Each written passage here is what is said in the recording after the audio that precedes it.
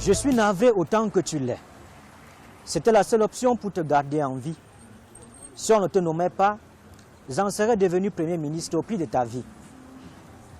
Désormais, tu es membre à part entière du cercle du pouvoir.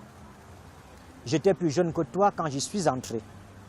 Après mes études universitaires, je n'ai pas eu le choix. La vie était si difficile et l'avenir tellement incertain à cause des politiques absurdes d'insertion socio-économique que jadis j'ai critiquées.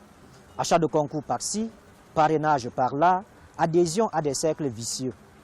Mais contrairement à toi, j'y suis entré avec la conviction que c'était la seule issue pour que je ne finisse pas comme tous ces jeunes diplômés à la sauvette. Moi, c'est Clément Ono Ambassa.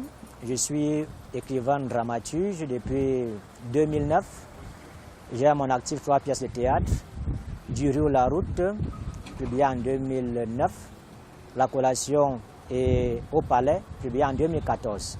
Si le palais, c'est le rêve de tout un chacun, vivre dans des villas, c'est le rêve de tout un chacun, est-ce qu'on doit perdre sa vie pour arriver à vivre dans ces grands milieux luxueux? Or, dans la vie d'un homme, je pense que le plus important, c'est de garder sa dignité, c'est de rester sain en esprit et en âme, en espérant que par le travail, on peut arriver à aboutir à ses rêves et à ses ambitions. Il est question ici de l'histoire d'un jeune homme élève à l'école normale supérieure, dont le papa est instituteur retraité et qui, par la vicissitude de la vie, cherche un petit job parce qu'il ne parvient pas à entrer en possession de sa pension de retraite. Et il voudrait bien que son fils se débrouille pour essayer d'apporter un coup de main à la famille. Alors, le jeune homme, grâce à l'expertise, ou je dirais l'amitié que son père avait nouée avec un ancien élève devenu ministre, va se retrouver donc dans un domicile, qui est le domicile du ministre en question, où il sera question d'enseigner les enfants du ministre.